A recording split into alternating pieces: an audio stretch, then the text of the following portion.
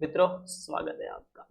In this video we will covering the rapid revision of cost of preference equity and the retain earning कि कैसे निकालते हैं। ठीक है, इसका पार्ट वन भी है कॉस्ट ऑफ कैपिटल का, जिसके अंदर मैंने कॉस्ट ऑफ डिबेंचर कंसीडर किया है। तो आपको वीडियो के डिस्क्रिप्शन में लिंक आ रहा होगा, वहां पे आप जाके अगर आपने वो वाला वीडियो नहीं देखा है तो आप वो भी देख सकते हो।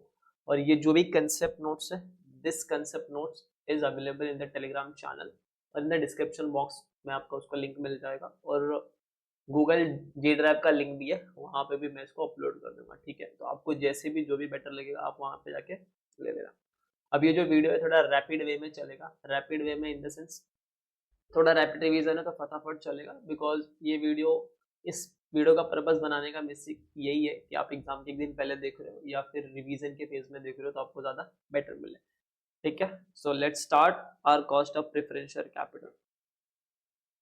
चलो देखो, cost of preferential capital we are moving with this.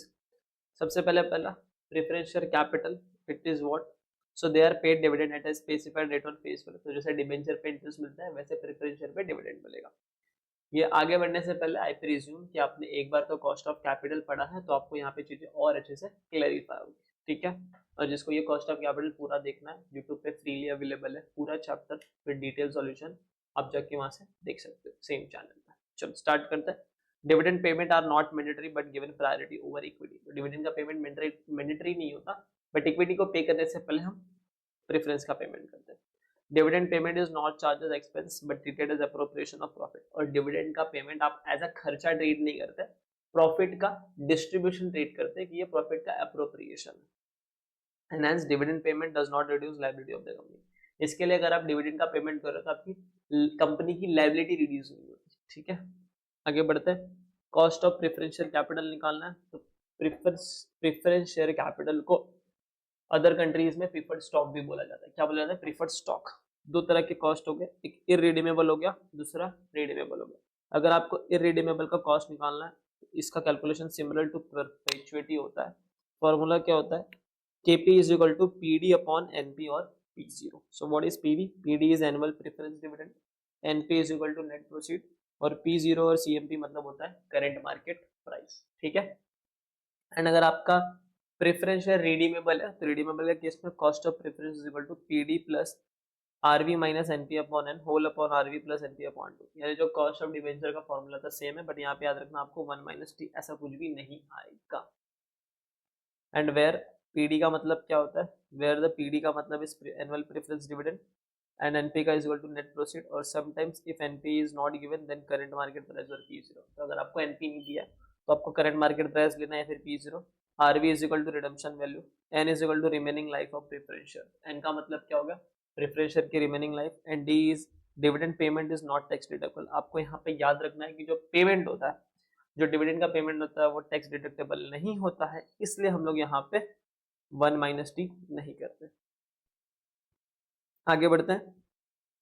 The note on debenture on net proceed is same applicable to the preferential. तो नेट प्रोसीड निकालने का जो नोट डिबेंचर पे एप्लीकेबल था, ये वाला डब्बा, ये वाला जो डब्बा, ये डब्बा जो सेम प्रेफरेंस से एप्लीकेबल था, यही सेम डब्बा आपको यहाँ पे भी एप्लीकेबल होता है, प्रेफरेंशियल वाले पे भी। तो नेट प्रोसीड निकालना है तो वो सेम डब्बा आप यहाँ पे पढ़ सकते हो। An answer come in decimal, so you if you want in percentage so multiply it by 100। जो भी आपका आंसर आएगा इन दोनों से सॉल्व करने के बाद आपको डेसिमल में आंसर आएगा, आप परसेंटेज से मल्टीप्लाई कर देना, आपका आंसर आ जाएगा। आगे बढ़ते हैं। If nothing is mention about redemption value then assume it is redeem at face value. Okay, कुछ नहीं बोला है रिडेम्पशन की वैल्यू के बारे में, तो आपको अज्यूम करना है कि रिडीम होगा फेस वैल्यू पे। Here we can also use present value method जैसे वाईटीएम और IRR for calculating cost of redeemable preferential. तो अगर आपको रिडीमेबल प्रेफरेंशियल का कॉस्ट निकालना है आप वाईटीएम मेथड भी यूज कर सकते हो। आगे बढ़ते हैं नेक्स्ट हेडिंग की तरफ, that is cost of equity share capital. क्या निकालना सीखेंगे अभी? Cost of equity share capital. तो देखो, in case of debenture and preferential amount of interest और डिविडेंड इज फिक्स्ड। तो हमें इतना तो पता होता है कि जो भी डिबेंचर है जो भी प्रेफरेंशियल उसके अंदर अमाउंट ऑफ डिविडेंड फिक्स होगा, but in case of equity it is uncertain. लेकिन इक्विटी को वाले को नहीं पता कि उनको कितना पैसा मिलने वाला, क्योंकि कंपनी का प्रॉफिट कितना होगा कितना नहीं होगा अपने को नहीं पता, तो उनको नहीं पता, उनका अमाउंट इज अनसर्टन। और अप्रोच क्या होता है? तो यहाँ पे सॉल्व करने के चार पांच तरीके होते हैं। These are the approaches, means these are the models, these are the methods by using which we can calculate the cost of equity. पहला आपका जो होता है वो होता है dividend price model. Dividend price के अंदर क्या होता है, यह मॉडल कब लगाना है आपको डिविडेंड प्राइस वाला, when you feel your expected dividend is constant, कि आपको हर साल एक कांस्टेंट रेट से डिविडेंड मिलेगा।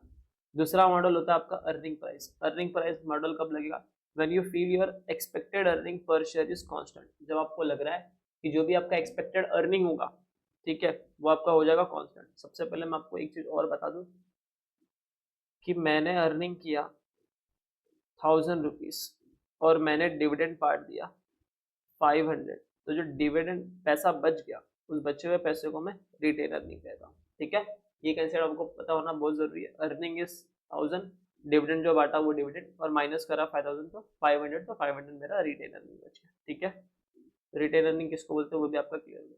तो अगर आपका एक्सपेक्टेड अर्निंग कांस्टेंट होगा तो आप अर्निंग प्राइस मॉडल लगाओगे। फिर आता है ग्रोथ, जिसके अंदर एक मॉडल लगता है गॉर्डन्स ग्रोथ मॉडल। ठीक है, वो कब लगेगा, when dividend and earning are expected to grow at a constant rate, जब आपको लग रहा है आपका डिविडेंड और अर्निंग एक कांस्टेंट ग्रोथ रेट से, एक कांस्टेंट रेट से ग्रोथ होगा। एंड इफ लास्ट में आता है रियलाइज्ड यील्ड। रियलाइज्ड यील्ड में क्या बोला, it is difficult to forecast to future dividend और ईपीएस। और अगर आपको ऐसा लग रहा है कि फ्यूचर में क्या डिविडेंड होने वाला है, क्या अर्निंग होने वाला है, आप पता नहीं लगा सकते, तो आपको रियलाइज्ड यील्ड मेथड को अडॉप्ट करना पड़ेगा।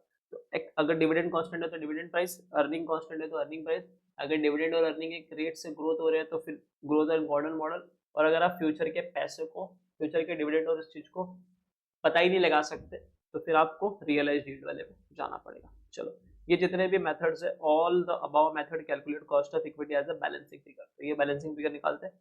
फिर एक डी मेथड आता है जिसको हम लोग बोलते हैं capital asset pricing model. It is not D, it is E, क्योंकि डी तो ऊपर हो गया। फिर आपका एक मेथड आता है capital asset pricing model. Capital asset pricing model का दूसरा नाम होता है सीएपीएम मॉडल। क्या होता है सीएपीएम मॉडल, ये क्या बोल रहा है, when the cost of equity or the expectation of investor dependent on the risk, the higher the risk the higher the expectation and vice versa, and it is based on risk। तो ये बोल रहा है जो CAPM model होता है वो risk के ऊपर बेस्ड होता है, कि जितना रिस्क होगा उतना हम रिटर्न डिमांड करेंगे, एंड जितना रिस्क कम होगा उतना हम कम डिमांड करेंगे, एंड वाइस वर्सा, यानी वर्सा वर्सा। और ये जो चीज होता है ये रिस्क पर डिपेंड होता है। अब मैं यहाँ पे वर्षा वर्षा बोल रहा हूँ, मतलब जब मैं वर्षा वर्षा बोलूँ मतलब वैसा वर्षा हो रहा है। ठीक है, याद करने के लिए वर्षा वर्षा बोलते हैं। चलो अब डिविडेंड के मेथड पे बढ़ते हैं। फॉर्मूला क्या, अगर क्वेश्चन ने बोला कि डिविडेंड प्राइस अप्रोच फॉलो करो, तो डिविडेंड प्राइस अप्रोच का दूसरा नाम होता है डिविडेंड वैल्यूएशन मॉडल, और इसका फॉर्मूला होता है k is equal to d1/p0। ठीक है, क्या होता है d1/p0, जो भी आपका आंसर आएगा डेसिमल में आएगा, अगर आपको परसेंटेज में चाहिए तो इसको मल्टीप्लाई बाय 100 कर देना। d1 का मतलब होता है एक्सपेक्टेड डिविडेंड, कि आने वाले टाइम पे आपको कितना डिविडेंड मिलेगा, और p0 का मतलब होता है मार्केट प्राइस ऑफ शेयर, कि आज के दिन पे मार्केट प्राइस कितना है, वो हो गया p0। ठीक है, यानी एक साल पहले p0 बोला तो ईयर 0 का प्राइस कितना है वैसा। अब यहाँ पे जो भी आपको ये प्राइस लेना है, आपको एक्स डिविडेंड लेना है या एक्सक्लूडिंग डिविडेंड लेना है। ठीक है, एग्जांपल देख लो, d0 10 रुपए था, ग्रोथ रेट 10% की थी, p0 100 था, तो मेरा फॉर्मूला क्या बनेगा d1/p0, जो मैंने बोला यहाँ पे d1/p0। तो ये d1 निकालना पड़ेगा। अब d1 निकालने का फॉर्मूला क्या होता था, अगर मुझे d0 पता है, मतलब मुझे एक साल पहले का पता है कि डिविडेंड कितना मिलना है, मुझे एक साल बाद का डिविडेंड निकालना, तो मैं क्या करूंगा, उस डिविडेंड में ग्रोथ रेट को ऐड कर दूंगा। तो मेरा फॉर्मूला एक ऐसा बन जाता है, that is dn is equal to dn-0 1 plus g। और अगर जितने साल बाद आपको डिविडेंड चाहिए आप ऊपर ग्रोथ रेट लगा के ऐड कर देंगे, तो मुझे एक साल बाद चाहिए तो मैं यहाँ पे 1 लिख दूंगा।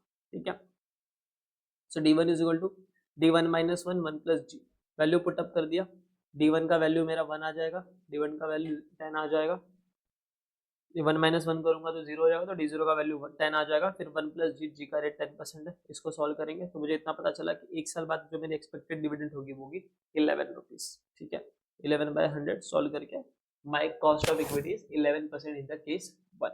अगर मैं अर्निंग प्राइस अप्रोच फॉलो कर रहा हूँ, तो अर्निंग प्राइस अप्रोच क्या करता है, को रिलेट करता है earning of the company with the market price of its investor, और इसका फॉर्मूला होता है E/P।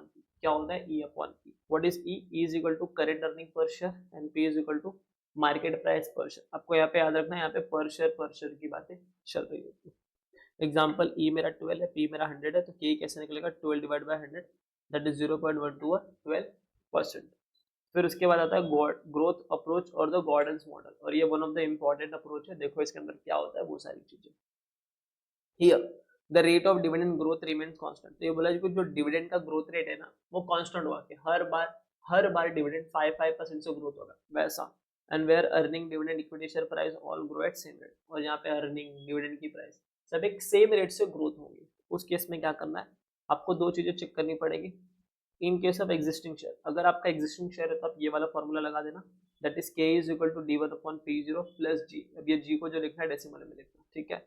लेकिन अब वहाँ पे d1 क्या होता है, तो d1 कैसे निकलेगा, same d01 plus g, that is next expected dividend. p0 कैसे निकलेगा, current market price per share, और g निकलेगा constant growth rate of dividend, ठीक है। और यहाँ पे आपको जी को डेसिमल में लिखना है। लेकिन अगर आप कोई न्यू शेयर इशू कर रहे हो, उस केस में अगर आपको के ही निकालना है तो वहाँ पे फ्लोटेशन कॉस्ट भी पिक्चर में आ जाता है, और इस हिसाब से फॉर्मूला क्या बन जाता है, K is equal to d1/p0 minus F, क्योंकि न्यू शेयर है तो फ्लोटेशन कॉस्ट तो माइनस करना ही पड़ेगा ना, प्लस जी। और where F is equal to flotation cost per share, F मतलब क्या होता है, फ्लोटेशन कॉस्ट पर शेयर। अभी भी बोल रहा हूँ, ये जो कंसेप्ट नोट है आपको डिस्क्रिप्शन के बॉक्स में मिल जाएगा और टेलीग्राम चैनल में भी मिल जाएगा, लिंक दोनों के डिस्क्रिप्शन बॉक्स में अवेलेबल है, ठीक है।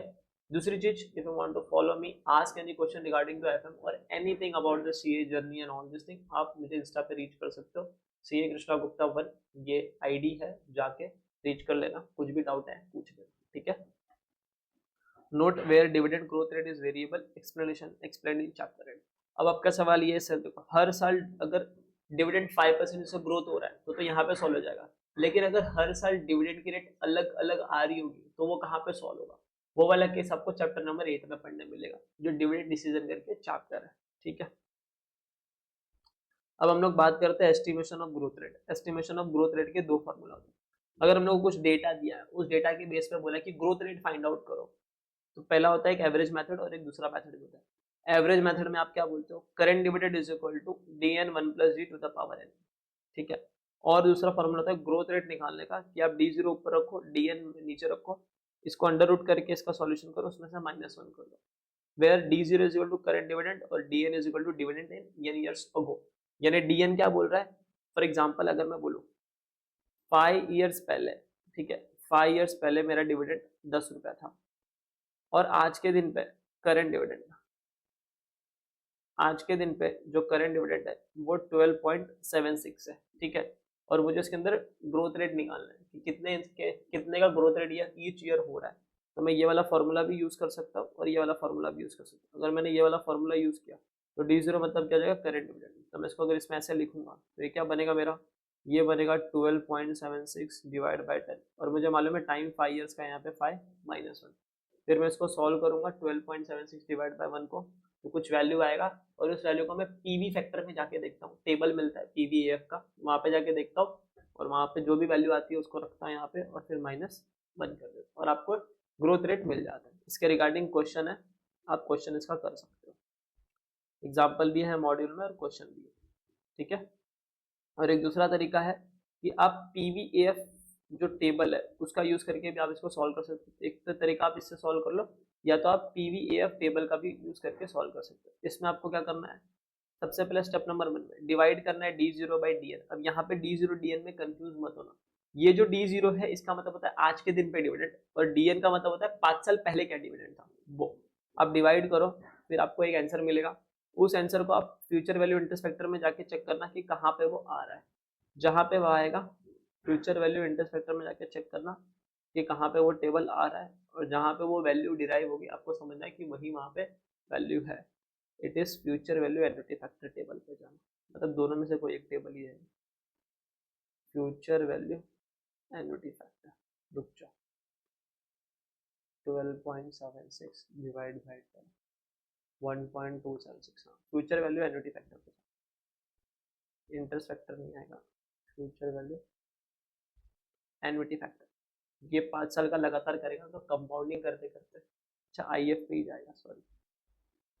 तो आपको टेबल में जाके देखना है और कुछ नहीं करना, स्टेप 1 में जाना, d0 बाई dn करना, फिर एक वैल्यू आएगा उसको फ्यूचर वैल्यू इंटरेस्ट फैक्टर में जाके चेक करना।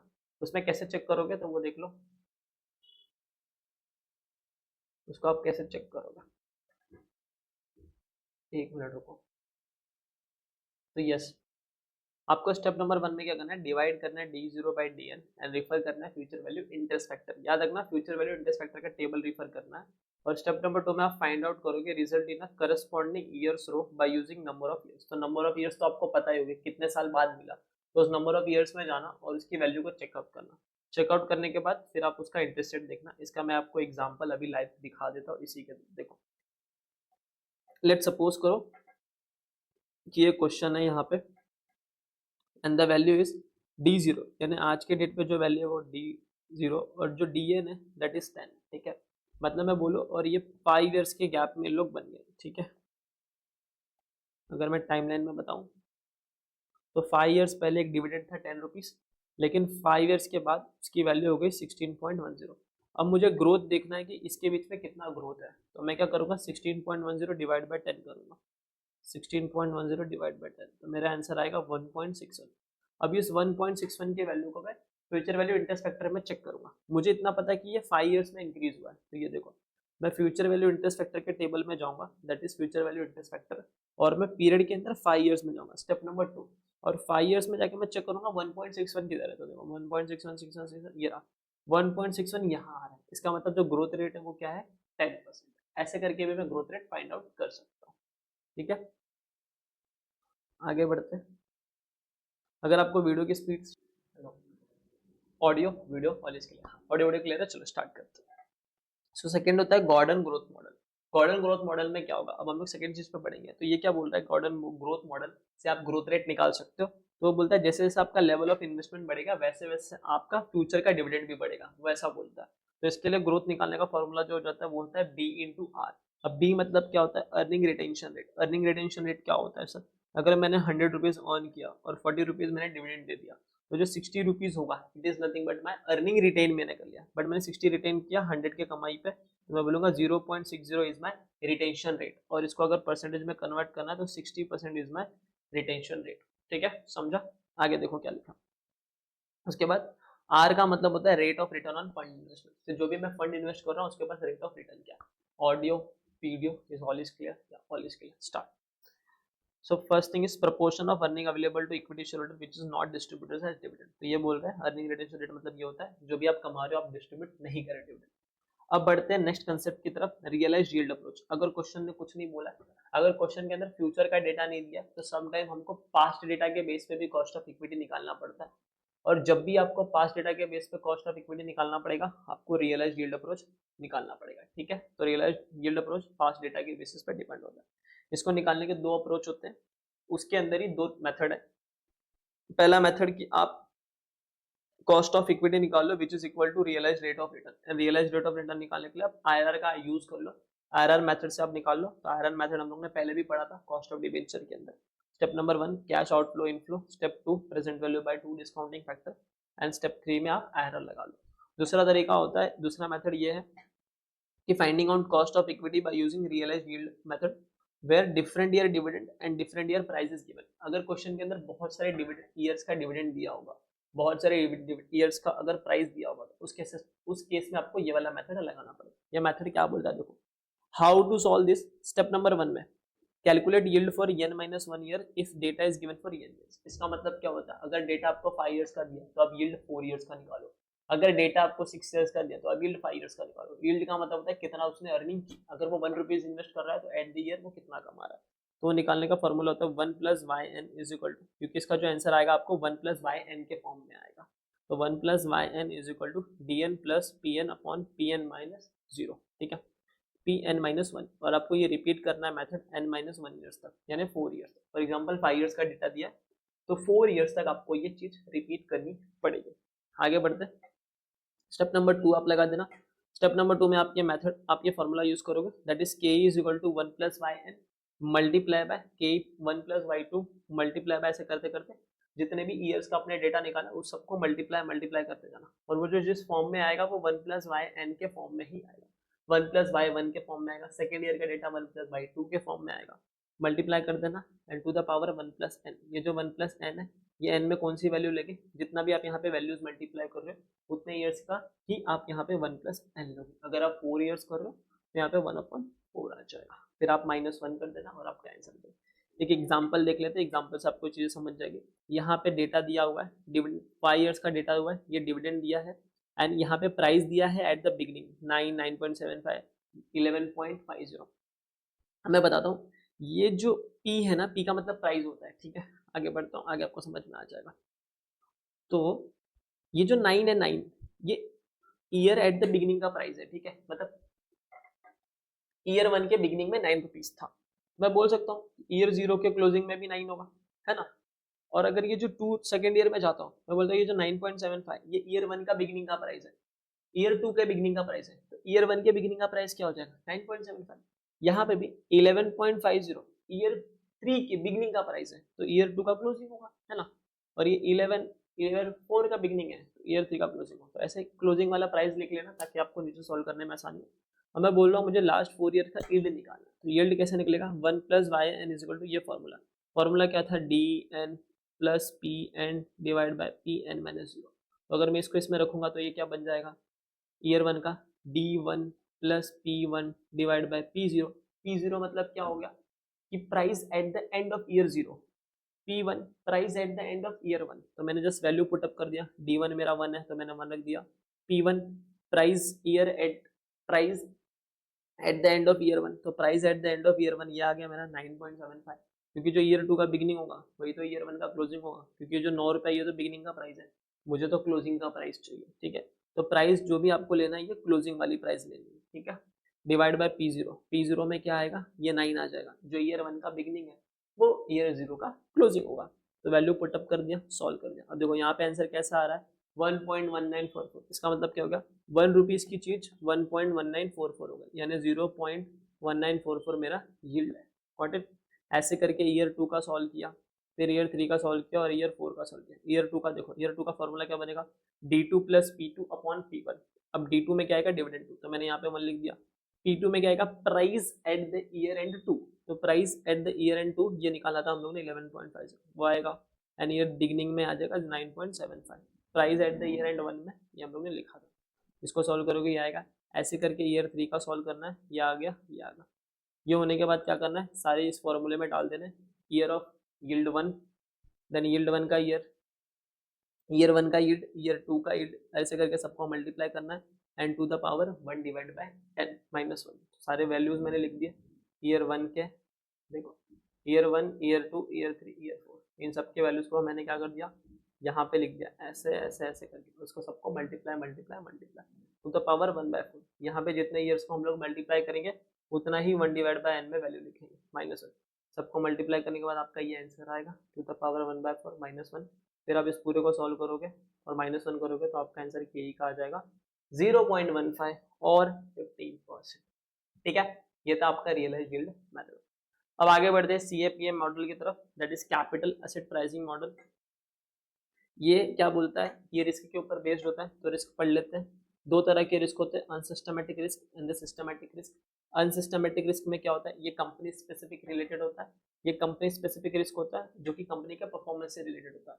और ऐसे रिस्कों को आप रिड्यूस भी कर सकते हो, कम भी कर सकते हो और एलिमिनेट भी कर सकते हो। कैसे एलिमिनेट कर सकते हो, by diversification of the security portfolio. Example, मैं एक इन्वेस्टर हूँ, मैंने 10 कंपनी के शेयर लिए, अब एक कंपनी में बहुत रिस्क आ रहा है तो मैं क्या करूंगा उस कंपनी के शेयर को बेच दूंगा और वो रिस्क को हटा दूंगा, एलिमिनेट कर दूंगा। ऐसे आप अपने पोर्टफोलियो को डाइवर्सिफाई करके हटा सकते हो। पोर्टफोलियो मतलब बहुत सारी कंपनी का शेयर जो मेरे इन्वेस्टर्स के अंदर होता है, मतलब एज एन इन्वेस्टर मैंने बहुत सारी कंपनियों का जो शेयर खरीदा होता है ना, तो बहुत सारी कंपनी के शेयर्स को पोर्टफोलियो बोलते हैं कि मेरा पोर्टफोलियो कितना। और इस रिस्क को हम लोग डाइवर्सिफाइबल रिस्क भी बोलते हैं। जैसे स्ट्राइक हो गया, लॉकडाउन इन द कंपनी हो गया, लेबर ही अवेलेबल नहीं है, ये सारी चीजों को हम लोग यहाँ पे कंसिडर करते हैं अनसिस्टमेटिक रिस्क, क्योंकि ये सारे रिस्क कंपनी स्पेसिफिक रिस्क है, ठीक है। दूसरा होता है आपका सिस्टमेटिक रिस्क, जो कि एक मैक्रो इकोनॉमिक रिस्क होता है। ये एक मार्केट स्पेसिफिक रिस्क होता है कि मार्केट में क्या रिस्क चल रहा है जिसके अंदर कंपनी ऑपरेट कर रही है। तो जिस मार्केट के अंदर कंपनी ऑपरेट कर रही है उसका सारा का सारा रिस्क क्या हो गया, सिस्टमेटिक रिस्क हो गया। और ये रिस्क को आप एलिमिनेट नहीं कर सकते, इसके लिए इसका दूसरा नाम होता है नॉन डाइवर्सिफाइबल रिस्क। इसके अंदर एग्जांपल में इन्फ्लेशन आ गया, गवर्नमेंट की पॉलिसी आ गई, इंटरेस्ट का रेट आ गया और ये सारी चीजें आ गई। अब CAPM से अगर आपको K निकालना है तो उसका फॉर्मूला होता है RF plus beta RM minus RF। तो पहले आप ये वाली चीज को सॉल्व करते हो, फिर सॉल्व करने के बाद आप RF में ऐड करते हो। अब मैं बताता हूँ RF माइनस RF करके एक जो वैल्यू आती है, फॉर एग्जाम्पल मेरा RM का वैल्यू 16% है, RF का वैल्यू 10% है, तो मैं 16 माइनस 10 करूंगा तो मुझे वैल्यू मिलेगी 6%। इस 6% को मैं बोलता हूँ मार्केट रिस्क प्रीमियम, कि जब मैंने मार्केट में पैसा लगाया तो मुझे एक्स्ट्रा तो रिटर्न मिलेगा, ठीक है, तो मेरा प्रीमियम हो गया, बट मार्केट में जाऊंगा तो उसके साथ रिस्क भी तो आएगा, तो इसके लिए उस 6% को मैं बोलता हूँ मार्केट रिस्क प्रीमियम। तो क्वेश्चन में देखना, अगर आपको मार्केट रिस्क प्रीमियम दिया हुआ है तो डायरेक्ट RM माइनस RF की जगह पे आप वही वैल्यू लिख देना, ठीक है। K is cost of equity capital, RF is risk free rate of return, beta का मतलब होता है बीटा कोएफिशिएंट, आपको बीटा का वैल्यू क्वेश्चन में दिया होगा। बीटा का मतलब होता है कि अगर मैं मार्केट में ये शेयर में पैसा डाल रहा हूँ, अगर मार्केट इतने बढ़ा तो शेयर कितना इंक्रीज या डिक्रीज होगा, वो आ जाएगा आपको। And RM is equal to rate of return on market portfolio, और RF माइनस RF लिखा होगा तो ये हो जाएगा आपका मार्केट रिस्क प्रीमियम। एक एग्जाम्पल भी है, RF is 10%, beta is 1.75, RM is 15%। इन सारे वैल्यू का पुटअप करा, आंसर आ गया 18.75%। पहले इसको सॉल्व किया तो ये आया, फिर इसको इससे मल्टीप्लाई किया तो ये आया, एंड देन सॉल्व किया, ठीक है। अब बढ़ते हैं नेक्स्ट कंसेप्ट की तरफ, that is cost of retain earning. क्या पढ़ेंगे? Cost of retain earning. What is retain earning? मैंने 1000 रुपीज अर्न किया सपोज, और उसमें से मैंने 400 बांट दिया था, तो 600 जो बच गया इसी को मैं बोलता हूँ रिटेन अर्निंग। अब इसका कॉस्ट क्यों निकालना पड़ता है, उसके पीछे का रीजन ये है कि इन्वेस्टर्स क्या बोलते हैं, ये जो 600 आपने अपने पास रखा, अगर आप अपने पास नहीं रखते, हमें दे देते एज अ डिविडेंड, तो हम ये पैसा कहीं और पे लगाते और वहां से हमें कुछ तो अर्निंग होती, ठीक है। इसलिए इन्वेस्टर्स बोलते कंपनी को कि अगर आप कंपनी ये पैसा हमें देते तो हम कहीं और लगा के कमाते, इसलिए इस रिटेन अर्निंग का भी कुछ तो कॉस्ट आपको निकालना पड़ेगा। और जाहिर सी बात है, अगर सपोज करो कंपनी के पास रिटेन अर्निंग ना हो, अगर वो खुद मार्केट में जाए वहां से पैसा लेके, तो कुछ तो कॉस्ट देना पड़ेगा ना, इसलिए रिटेन अर्निंग का भी कॉस्ट होता है। So normally cost of equity remains higher than cost of retain earning, और इसका जो कॉस्ट ऑफ रिटेन अर्निंग होता है वो हमेशा कम होता है कॉस्ट ऑफ इक्विटी। तो अगर आपका कॉस्ट ऑफ इक्विटी 12% है तो कॉस्ट ऑफ रिटेन अर्निंग हमेशा उससे कम आएगा, या तो 11 आएगा या तो 11.5% आएगा, ठीक है, ऐसा बोला है। Price lower than market and the flotation cost, ये क्यों कम होता है, क्यों ज्यादा होता है, अगर आपको इसके बारे में भी डिटेल जानना है, a full fledged cost of capital is available on the YouTube on this channel only. आप जाके पूरा with explanation with logic things, जहाँ जहाँ लॉजिक ड्रिवन है वहां मैंने अप्लाई किया है, और सारे क्वेश्चंस का सॉल्यूशन इन डिटेल अवेलेबल है, ठीक है, देख सकते हो आप जाके। अब आगे बढ़ते हैं, formula for cost of retain earning निकाल रहे हैं हम लोग, dividend price method, earning price method और ग्रोथ मेथड। अगर डिविडेंड प्राइस मेथड बोला तो फॉर्मूला लगा देना KR is equal to D upon P, earning बोला तो EPS अपॉन P कर देना, और अगर ग्रोथ मॉडल बोला तो KR is equal to D1 upon P plus G कर देना, ठीक है, D1 upon P0 plus G कर देना। ये जहां जहां P लिखा है वहां पे क्या लेना उसी के पर अभी बात करने जा रहे हैं। तो देखो, फॉर कैलकुलेशन ऑफ P, जब आप कॉस्ट ऑफ इक्विटी निकालोगे तो आपको नेट प्रोसीड क्या लेना है पता है, issue price minus flotation cost. अब यहाँ पे फ्लोटेशन कॉस्ट का एक लॉजिक बता देता हूँ, जब हम कॉस्ट ऑफ इक्विटी निकालेंगे तो फ्लोटेशन कॉस्ट माइनस करेंगे, लेकिन कॉस्ट ऑफ रिटेन अर्निंग में फ्लोटेशन कॉस्ट माइनस नहीं करेंगे। उसके पीछे का रीजन क्या था, अगर क्वेश्चन में बोला भी है तो उसके पीछे का रीजन बता देता हूँ पहले आपको, कि फ्लोटेशन कॉस्ट KR में माइनस इसलिए नहीं करते क्योंकि वो पैसा मेरे पास ही पड़ा है, कंपनी के पास ही पैसा पड़ा होता है, तो वो पैसा फटाक से यूज कर लेता है। फ्लोटेशन कॉस्ट पिक्चर में कब आता है, जब मुझे मार्केट में जाना पड़ेगा, वहां से पैसा उठाना पड़ेगा, तब मुझे प्रोस्पेक्टस बनाने पड़ेंगे, इन्वेस्टर्स को अवेयर करना पड़ेगा, तब मेरा फ्लोटेशन कॉस्ट पिक्चर में आता है। इसके लिए जब इक्विटी शेयर की बात आती है तो फ्लोटेशन कॉस्ट हमें माइनस करना पड़ता है। जो न्यू इक्विटी शेयर अगर हम इशू करेंगे तो हमें फ्लोटेशन कॉस्ट माइनस करना पड़ता है, क्योंकि मार्केट में जाना, इशू वगैरह करना पड़ेगा। लेकिन रिटेन अर्निंग का अगर कॉस्ट निकालना है तो फ्लोटेशन कॉस्ट माइनस नहीं करना पड़ेगा, क्योंकि पैसा तो मेरे पास ही पड़ा हुआ है, इसलिए। तो the concept of flotation cost is not used for calculation of cost of retain earning, वो भी मैंने बता दिया। अब यहाँ पे ध्यान देना, जब आप कॉस्ट ऑफ इक्विटी निकालोगे तो प्राइस क्या लोगे, नेट प्रोसीड रियलाइज। वो नेट प्रोसीड रियलाइज कैसे आएगा, issue price minus less flotation cost. और अगर आप कॉस्ट ऑफ रिटेन अर्निंग निकालो तो प्राइस के जगह पे आपको क्या लेना है, करेंट मार्केट प्राइस। तो मार्केट में देख लेना इक्विटी शेयर की करंट मार्केट प्राइस क्या है, वही आप यहाँ पे कोट करोगे, ठीक है, वही आप क्वेश्चन के सॉल्यूशन में लेना। And however sometime issue price में आल्सो बी यूज्ड, लेकिन आप चाहो तो समटाइम इशू प्राइस भी ले सकते हो। And the concept of flotation cost is not used for calculation of retain earning. And the question says calculate cost of retain earning by using CAPM then calculate it. अगर question ने बोला कि cost of retain earning आप CAPM से निकालो तो निकाल देना और उसको सॉल्यूशन दे देना। So that's it for cost of retain earning. तो इसके अंदर मैंने cost of preference, cost of equity and the cost of retain earning cover करा दिया है। I hope you find very well this thing करके। एंड जैसा भी आपको वीडियो लगा प्लीज शेयर कर दो। देखो, अगर आपको अच्छा लगा आप शेयर कर दो जैसा भी है, बिकॉज मुझे पता है कि इसको पढ़ाने में भी मेहनत लगती है और ये नोट्स बनाने में भी मेहनत लगती है। तो नोट्स तो कहाँ मिलेगा, मैंने आपको बता दिया। पूरा देखना आपको video in depth explanation YouTube channel पे अवेलेबल है। एंड शेयर करो, वीडियो पसंद आया तो लाइक कर देना, ठीक है, ताकि मुझे पता चले कि yes you are getting the things very good and all this thing करके। And that's it. मिलेंगे पार्ट 3 में, जहां पे मैं आपको WACC के बारे में बताऊंगा कि वेटेड एवरेज कैसे निकालते हैं, और उसके अलावा कुछ क्वेश्चन स्पेसिफिक नोट्स हैं वो भी मैं आपको कवर करा दूंगा, तो आपका कॉस्ट ऑफ कैपिटल पूरा हो जाएगा। और इसके अलावा रेशियो एनालिसिस का भी मैंने एक रैपिड रिवीजन डाला है, अगर चाहो तो वो भी आप देख सकते हो, जो आपको हेल्पफुल होगा, ठीक है। और अगर आपको कोई और टॉपिक पे वीडियो चाहिए तो you can comment, I can come up with that video. Till then Shri Krishna Gupta is signing off, और साइनारा, फिर मिलेंगे दोबारा। चलो पिक्चर अभी बाकी।